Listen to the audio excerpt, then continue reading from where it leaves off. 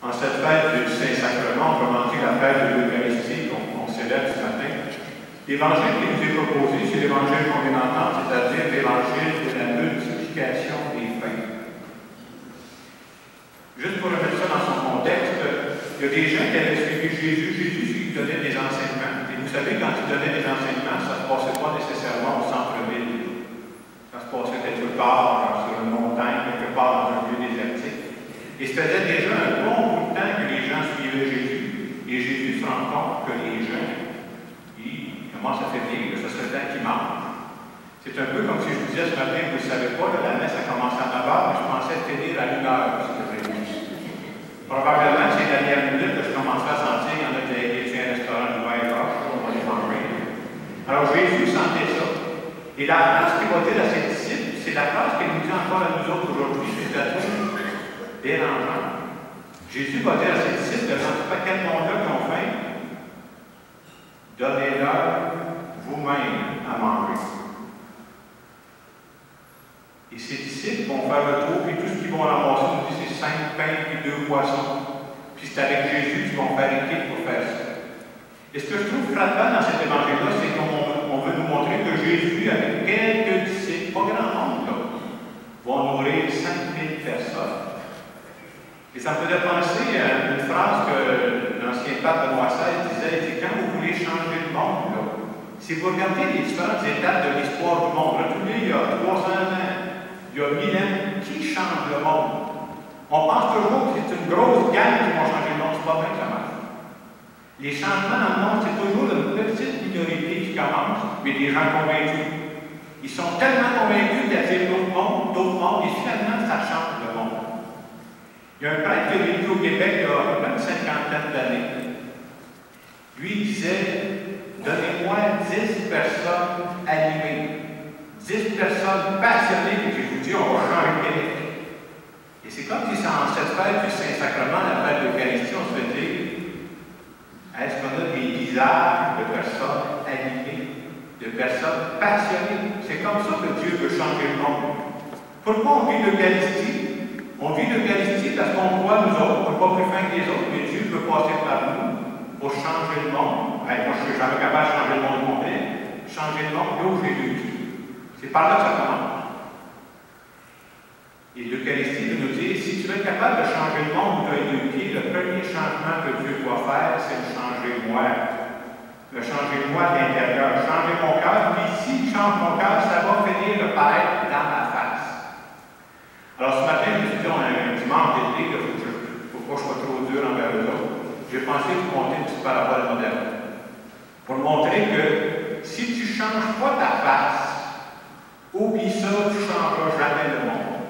Alors, parabole moderne, c'est l'histoire d'un monsieur, d'un homme d'affaires. Il brassait des grosses affaires, des affaires sérieuses, il ne faisait pas son temps de chambre. Alors, il a fait une grosse journée, puis le soir, il revient chez lui. Et comme il arrive chez lui, il est fatigué, vous comprenez bien. Et comme il est fatigué, il commence à lire son journal, puis il se renseigne. Puis dans son journal, il y avait une grande carte du monde. Alors, dans son journal, il y avait cette carte-là. Et pendant qu'il lisait son journal, son petit gars était là, puis il vient voir son père. Il dit, papa, tu viens jouer avec moi? Et son père, qui est moi, le fondeur, il était bien. Il dit, papa, il lit son journal. Papa, il brasse des grosses affaires, mais il n'a pas de temps à perdre. Papa, lui, là, il est en train d'analyser tout ce qui se passe dans le monde, parce que son père, il est en train de changer le monde. Le petit gars, il est un peu déçu, il repart. Le père continue à lire son journal. Vous savez, c'est quoi, il y a un petit enfant, qu'est-ce que ça fait? Il revient avec le papa, peux-tu venir jouer avec moi? Alors, le père, il dit son journal, mais quand ça fait 3 ou 4 fois qu'il est rangé comme ça, son père, il dit, je sais ce que je vais faire. Il a pris cette carte-là, la carte du monde. À son petit gars, il a déchiré la carte en plusieurs morceaux. Puis il dit à son petit gars, il a fondeur, son père, il dit, je te donne tous les morceaux de la carte, tu vas monter dans ta chambre, puis tu vas aller refaire la carte du monde. Alors le père se disait, hey, je viens d'avoir une soirée off, moi. Il est correct, le temps qu'il fasse ça, il est capable de placer tous les pays à bonne place, tous les villes à bonne place, puis il sera jamais capable de faire ça. Alors son petit gars part dans sa chambre, puis au bout de 10 minutes, surprise, le petit gars, il avait tout fait la carte du monde. Hey, son père, c'était un génie, comment tu as fait ça? Ça ne peut pas. Il dit, papa m'a te dit comment j'ai fait. pour faire la carte du monde, et je me suis rendu compte que derrière tous les morceaux de la carte du monde, dans le journal, il parle de toi. Au verso, c'était ta face. Alors, je vais remonter ta face. Puis quand je vais remonter ta face, toute la carte du monde va tomber carré. Mais si c'est vrai que le père est affronteur, le gars est affronteur aussi, son petit gars. Vous savez ce qu'il dit à son père? C'est jamais ça va le faire. Il dit, si vraiment tu peux changer la face du monde, il faudrait que tu commences par changer ta face d'abord. Et j'essaie de trouver à quoi ressemblait sa face. Et s'il y a des gens qui ont le cœur fragile, tout le monde ne peut pas regarder, je vais vous montrer à quoi ressemblait la face du père. C'est assez terrible. Alors, si vous ne changez pas votre face, vous ne changerez jamais la face du monde. C'est ça qui est le danger. La morale de cette histoire, c'est que nous autres aussi, on peut parler des autres, hein, mais si on ne change pas notre propre visage, on ne pourra pas changer le visage des personnes qui nous entourent aussi. Nous sommes le visage de Dieu, mais il faut être assez honnête pour reconnaître que de temps en temps, on déforme le visage de Dieu. Jésus va dire dans l'Évangile, « Je suis le pain vivant, qui mange de ce pain vivra éternellement. » Et vivre éternellement, ça ne veut pas juste dire vivre dans l'éternité, ça veut dire vivre en beauté, vivre pleinement, vivre en abondance. Moi, je crois qu'on a besoin de se nourrir comme on le fait à travers l'Eucharistie. Pourquoi? Parce que Dieu veut passer par nous pour donner de la vie aux personnes qui sont autour de nous. Dieu veut passer par nous pour révéler ce qu'il y a de plus beau dans les personnes. Dieu veut passer par nous pour révéler aux personnes qui sont belles, le plus grand monde qui soit au monde. On critique beaucoup, mais qui va vous dire que vous faites bien dans la vie? On a besoin d'entendre, et spécialement de nos proches. C'est ça qui craint le monde. Moi, je pense que Dieu veut passer par nous pour faire lever des étoiles dans les yeux des personnes que nous côtoyons.